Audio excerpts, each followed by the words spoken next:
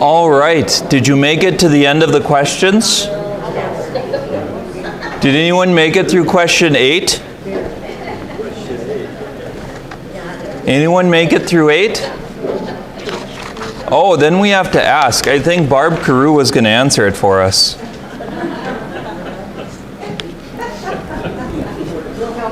What do you think, so this chapter talks about Paul in Corinth, and it has this discussion with Gallio, and then he returns to Antioch, and eventually it tells the story of Apollos. But why is a chapter, what's the point of a chapter like this? What is it trying to do?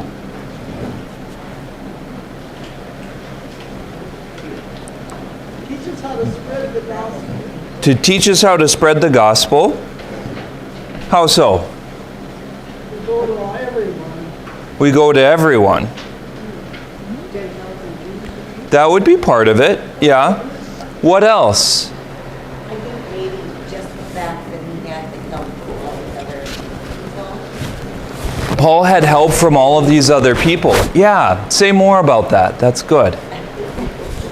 Well, just like you need help with some of your things that you need to do because you don't have time for everything.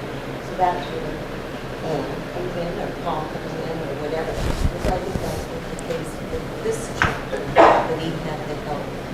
So that Paul had help from other people, that there's more than just him at work. Yeah, I think that's a great point. Anyone else? Well, it's hard, but he keeps on doing it.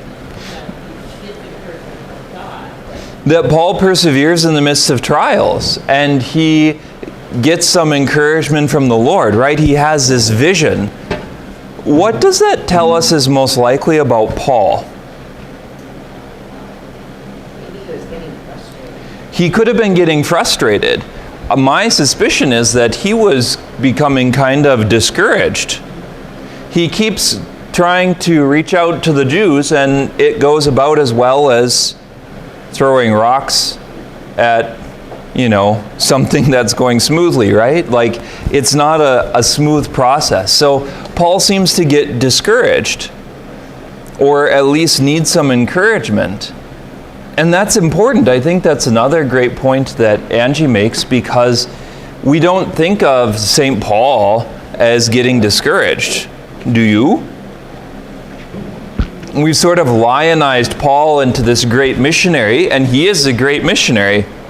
And we've made him into this figure who is considered to be a founder of the city of Rome, like Peter and Paul. That's why their statues are all over if you go there. But at the same time, Paul is a human. He is working on holiness. He's doing great things for the Lord, but he's still human. And he gets a bit discouraged. So I think that's a part of it as well. He gets help from people. He is encouraged by the Lord. Like Barb said, preaching the gospel to people is important, and that we shouldn't give up, that it requires some perseverance. Some of you don't practice this when it comes to Bible study. You start reading, and it's difficult, and you say, I'll let Father Keller explain it. And you see, St. Paul is telling you that you have to put your nose to the grindstone and stick to it. You have to persevere, because even if you feel like you're not getting the message very well, it is the gospel, it is the scriptures at least. It's not a gospel, but close enough. And Scripture has an ability to speak to us and to our hearts. So you have to put that lesson into practice. That it's not always going to be apparent the first time. Anything else from this chapter?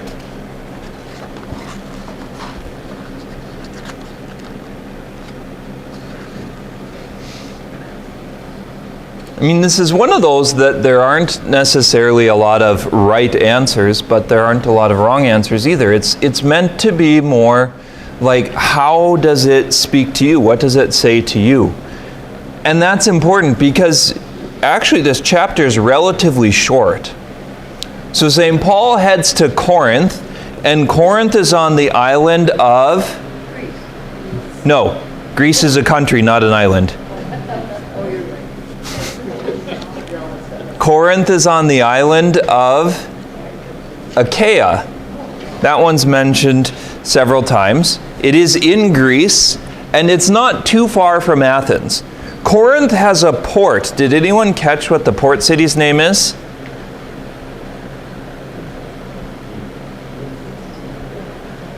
Cenchreae, or Chencreae, or something like that. Why does Corinth have a port?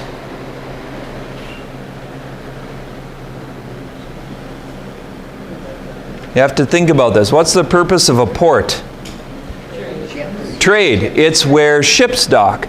So if Corinth has a port, what does it mean about Corinth? A lot of people come from different countries. It's busy and a lot of people come. That's part of it. But there's something that we know a little bit more directly. If it has a port, it's not on the water itself. Because if it was on the water, you don't have a port city linked to it. If you've been to Rome, Rome is the same way. The port is called Ostia, and it's on the coast, about 7 miles or so south and west of Rome. Corinth is the same way, that because Corinth has a port, we know that it's actually not on the coast itself. Now, the modern city of Corinth is probably a blob, and if you look at a modern map, it probably stretches out to the water. But in the ancient world, for major cities, you were on a body of water, because water is much more efficient to transport goods and people than over land is. And so almost all the places, almost all of the towns and cities in the ancient world, even in the not so ancient world, the medieval world, were on rivers or on the ocean itself, because they would use boats to move things back and forth. You can load a boat with a lot more stuff than you can load a horse or a caravan. So ports are a major part of the story. And that tells us a bit about Corinth. So he heads there after Athens. This is an important commercial city in southern Greece. Now, Athens is known for what? We talked about this last time. And it's sort of classically known for several things. Athens is known for, it isn't in the notes, you won't find it.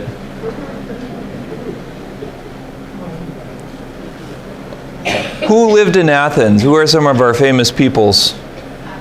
Socrates and Aristotle and Plato. They're all philosophers. Athens is this place of kind of learning, of philosophy.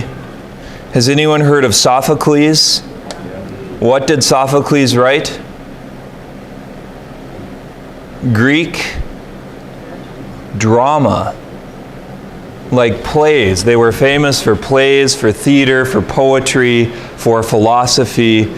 Athens is kind of like the artistic city. Corinth, on the other hand, is not Athens. Corinth is a different kind of place. What does he compare Corinth to in the reading? Las Vegas. Corinth is, in Greek, they had a word called Korinthiazomai, which means to Corinthianize. And it actually serves the same function in English that vandalism does. What is vandalism? Destruction of things, right? That's how we usually define it. Like rioting, vandalism, that kind of thing. But that's actually not where the word comes from. Vandalism comes from behaving like a vandal. And the Vandals were a group of rather grouchy Viking-like people that thought that the best way to conquer things was to burn them to the ground. And they invaded Spain and then North Africa. They end up being the group of people that besieges Hippo, where Augustine dies, and many of the other places in North Africa were attacked by the Vandals. And the memory of that was so strong that it actually enters the vocabulary in the word vandalism, to behave like a vandal. That was a group of people. But that's the same kind of thing that happens to Corinth. Corinth has such a strong reputation, it's such a place of dissolution, that they make a verb out of it. Like, if you had a child who was misbehaving, you'd call them a Corinthian. That's what it's saying. If you have a child who's doing well at school, you might call them an Athenian, like they're from Athens. But if you're Corinthian, you're not living the life of the gospel, you're living a life of dissolution. And part of that is probably because of the cosmopolitan nature of the city. It was connected to trade, and in the case of the ancient world, they would say that means all the slime from everywhere collects there. They say the same thing about Rome. All the roads lead to Rome, and so it's like the garbage pit of the empire. But in this case, Corinth is probably a much larger city than Athens, that it's more prosperous, that it's more connected to trade. So Paul arrives there. It's famous for living this dissolute lifestyle, and he meets Aquila and Priscilla. The word in English is often said Aquila, but if you look in a good text, the accent is on the first letter. Anyone know what Aquila means? No, you're close. That's aqua. This is Aquila. And Aquila is an eagle.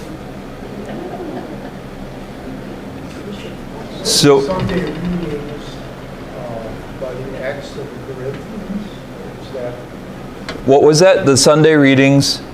when it says from the Acts of the Corinthians? From the first letter of St. Paul to the Corinthians, or the second letter of St. Paul to the Corinthians.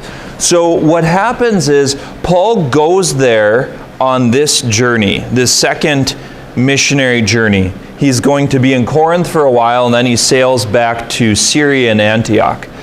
But after that journey, at some point, probably in his third missionary journey, he writes a series of letters back to the churches and that he had visited before. And that's where many of these documents in the New Testament come from.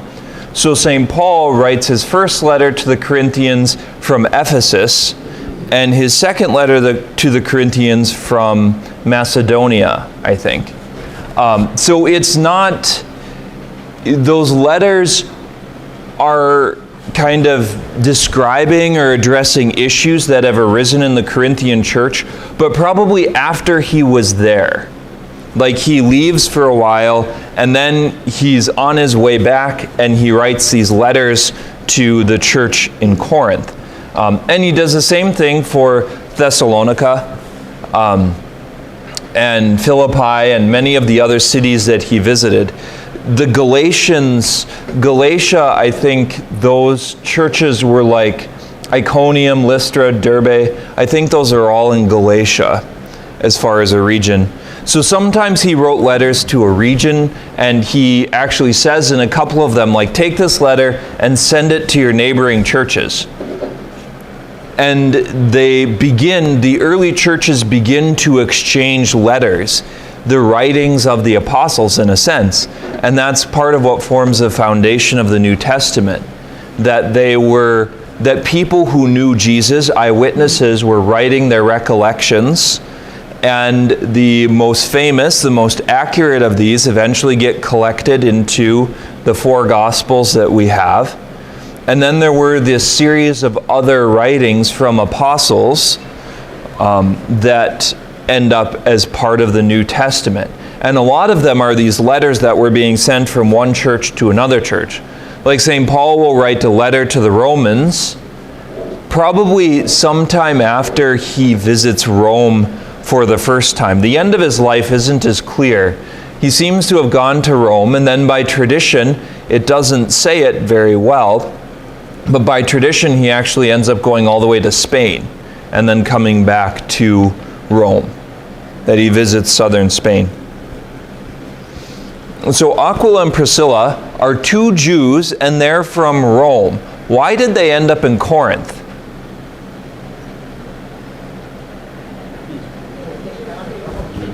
They got kicked out of Rome because of Claudius, who kicks the Jews out of Rome because something happens.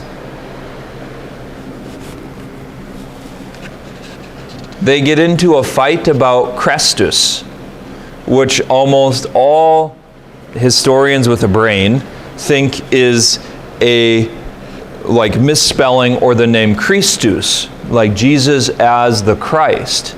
Is Jesus the Christ or not? This fight that St. Paul gets into with the Jewish people in the synagogues that he visits, the Jews in Rome end up in a fight about this Christus, and it must have been some acrimony because the emperor finally gets tired of it and throws them all out of Rome. So they migrate to Corinth. And Aquila and Priscilla and Paul are all tent makers. So they go to making tents, which probably involves a lot of sewing. Like they get animal skins and sew them together. Some of them could be colorful, like those of you that printed the color version of the picture on the front. You can see that they have it colorful. This is definitely an artistic representation. Don't take it as like dyed-in-the-wool accurate. It could be, but it's also very possible that there's a little bit of interpretation going on. But they're all tent makers. So Paul, at least when he comes to Corinth, is working during the week. He's working as a tent maker. And then on the weekends, he preaches in the synagogue. He goes to the synagogue. And it's very, very possible in his letter to the Corinthians, he talks about how he doesn't come with a high rhetorical style. He doesn't come to awe them with his ability to speak. He preaches Christ crucified. He dives right to the cross. And it's a little bit of commentary, like if you're having a debate at a university, you have to sound like you're at the university. If you sound like a farmer, the university people just look down their nose at you. You know, who are you to tell us what's going on? Now, the farmer, in some cases, could be very accurate. There's a lot of them that are very intelligent. But they kind of look down their noses because he sounds like he grew up in a barn, probably because he did. But that's kind of what happens here. When Paul is in Athens, he seems to use like the Athenian rhetorical style, which was big and flowery and poetic, grand speeches in the center of town. And at Corinth, he preaches Christ and Christ crucified. And that's a fantastic message because it's something that we return to again and again, that Christianity is a religion that runs by way of the cross. It invites us to die to ourselves, to leave behind the way of pride, the way of sin, to die to the old world. All of that runs by the way of the cross. Christianity is a religion of suffering. It doesn't all work out better all the time. In the end, it does. I mean, in the long run, the Lord is able to work through things. But Good Friday doesn't look good when you're on it.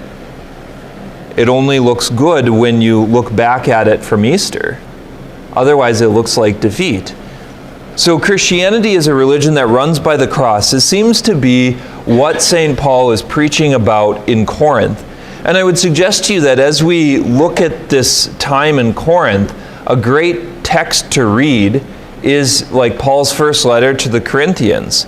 See what he says about his time there and what he talks about.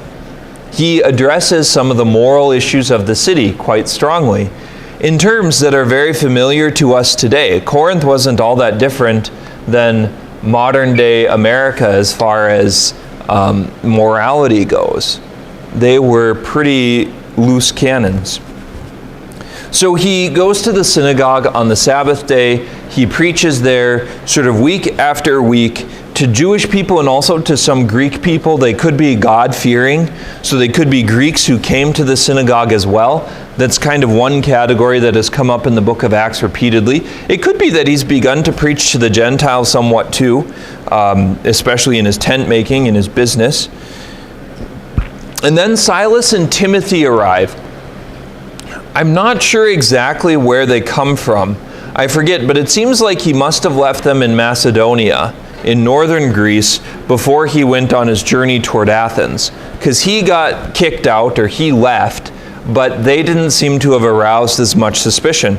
And they must bring something, because after they arrive, Paul stops tent making and begins to preach full time. He begins to spend his time preaching and teaching and leading the church. And so it's very possible that they brought money or resources with them from the churches in Macedonia, so that he was able to preach full time. He is telling people that Jesus is the Jewish Messiah. And he has this he uses this image of a sentinel. And this comes out of ancient Israel. Like God had warned the prophets, if I tell you to go talk to the people and you don't do it, you're responsible, not them. It's your fault. I told you to go and you didn't go. That's on you. If I told you to go and you went and they didn't listen to you, that's on them.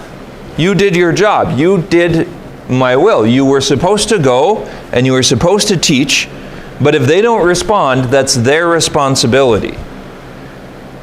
And Paul sort of sees himself in this kind of role, and he says, well, I have done this. I have preached the gospel. You didn't want to listen, so, he shakes the dust off of his feet, and he's like, from now on, I'm going to the Gentiles. Now, he doesn't really do that in the way that the English sounds. He doesn't abandon Jewish people forever. In fact, he'll still go into the synagogue quite frequently, but he doesn't seem to spend the same amount of energy there. He preaches to them, and if they don't listen, he goes to the Gentiles more readily afterwards. But he's using this image of a sentinel, that he has fulfilled his responsibility. And I think that's important. Jesus says, to him who has, more will be given. But the one who has more is also responsible for more.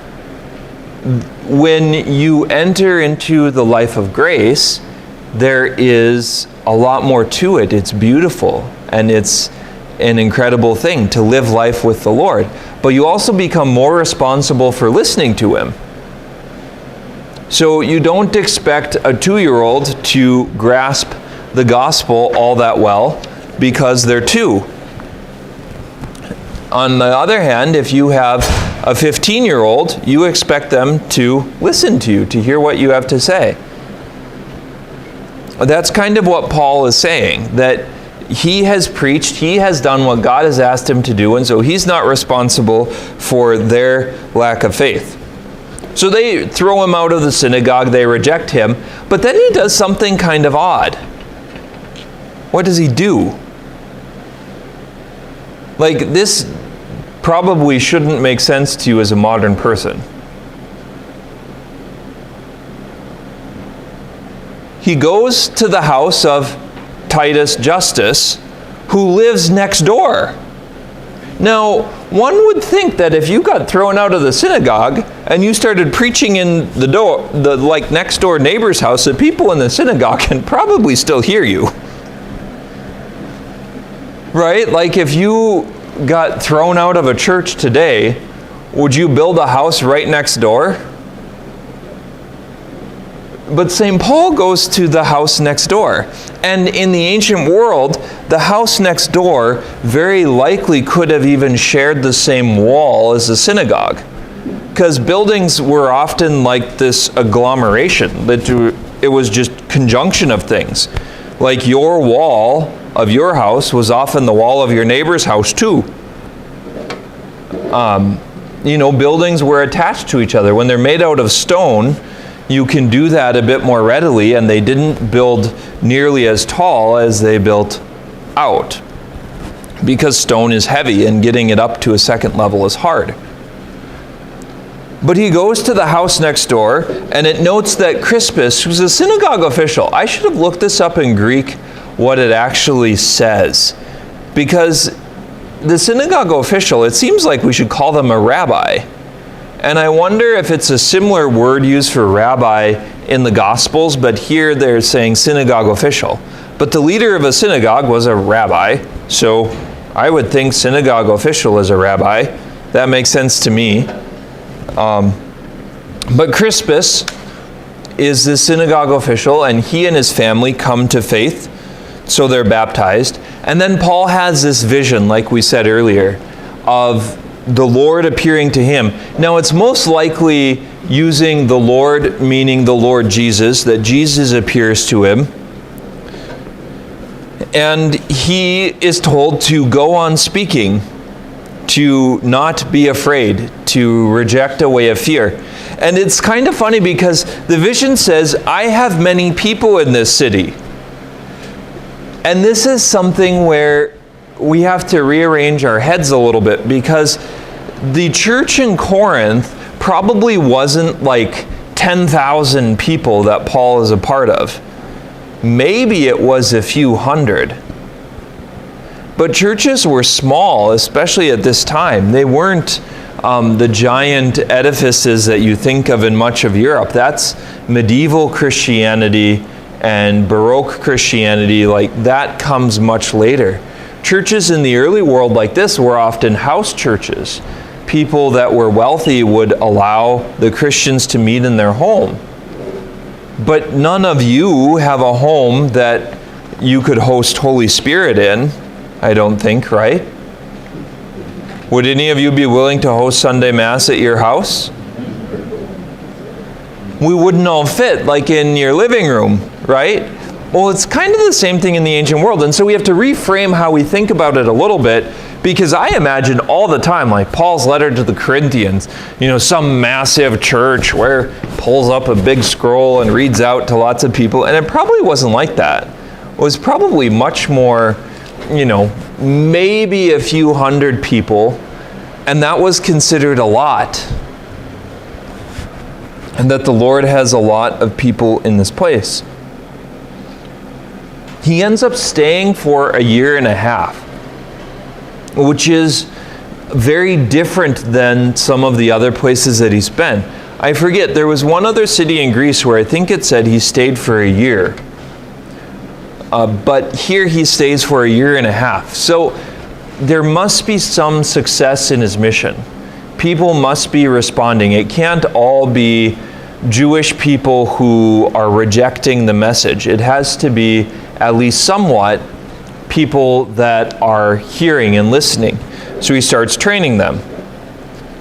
And then it notes that Gallio is this official, this Roman official in Achaia. This is the island that Corinth is on. So it's talking about the same place. He probably lived in Corinth. And the Jews bring charges against Paul that he's inducing people to worship contrary to the law. Now, which law is it contrary to? Jewish law. That would seem to be the most obvious answer, but that would be a weird charge to bring to a Roman official, because a Roman official isn't really going to care about Jewish law, right? Like if you got accused of violating the laws of Hope Lutheran Church, you'd probably say, well, I don't go there. Okay, I broke their law. I broke the law in Iran. Great. I don't go to Iran. What is it to me? So they seem to have to be trying to convince him that Paul is not just breaking Jewish law, but that he's breaking Roman law. Because otherwise it's like, okay, you're stuffy that he broke your rules, so fix it. It's your responsibility. They're not Roman things. This is the same thing that was done to Jesus, that Jesus was falsely accused of breaking the law as well. In his case, it was that same kind of double entendre, where he was accused primarily of violating Jewish law, but also violating Roman law by declaring himself a king. And the Pharisees and the Jewish leadership in Jerusalem really pushed Pontius Pilate that Jesus was setting himself up as a king in opposition to Caesar. Now, Jesus very clearly rejected that way of operating, that his kingdom was not of this world. But that's what they charge him with. Here, they try the same thing. And Gallio's like, stop it, I don't care, you're jealous, and this is a religious dispute. You go debate theology in the synagogue, not in a Roman court. This has nothing to do with me. And then they get mad and they seize Sosthenes and they attack him. There's several possibilities. One of them could be that they're just upset and they're like the modern day rioters. You know, we've seen a lot of this where something happened, in a lot of cases that was unjust. You know, someone was attacked or killed by the police, and there's injustice in that. But you don't address the injustice by burning down the city. Like, that doesn't help, because at the end of the day, your city is burned down. That's not a solution to the problem. So it could be that kind of thing here, where they're just upset and they're enraged, and so they like grab anyone they can get their hands on and try beating them to death. Like, look at us, look what we're going to do if you don't listen to us. That's like a temper tantrum. That's something that 2-year-olds do. If you take away my food, I'm going to throw a fit. And you don't want me to throw a fit, so give me my food. And sometimes you just have to say, no. And yes, you can throw a temper tantrum, but no, you're not going to get what you want. That's not how this works. Otherwise, the kid that throws a temper tantrum starts to control you. And that's not a good mode of operation. So it could be that. It's probably more likely that he's one of these Christian converts from Judaism. He could be like a synagogue official, he could be another rabbi, he could be someone influential, and so they go after Sosthenes because they can't go after Paul. Incidentally enough, Paul later will note that some of his letters are like Paul, Sosthenes, and Timothy to the church in, Ephesus or something. So he seems to become a co-worker of Paul through this. But here you see a bit of Roman snobbery. Gallio sees them beating Sosthenes and decides he's not going to do anything about that either. He's just not all that involved. Now, some of it could be there were attitudes in the ancient Roman world that were relatively racist. Like, you're just a bunch of barbarians anyway. You're these Jewish idiots, so yeah, you behave like barbarians. It's not surprising to us. We don't need to intervene. Like, go barbarianize yourselves. So it could be that there was definitely, the Romans looked down upon the Jews and the culture that they followed. It could be that he doesn't want to get involved in a political mess. Because one of the things that Rome doesn't like is conflict. Like, you're the governor of a province and your job is to keep the province in order. And if your province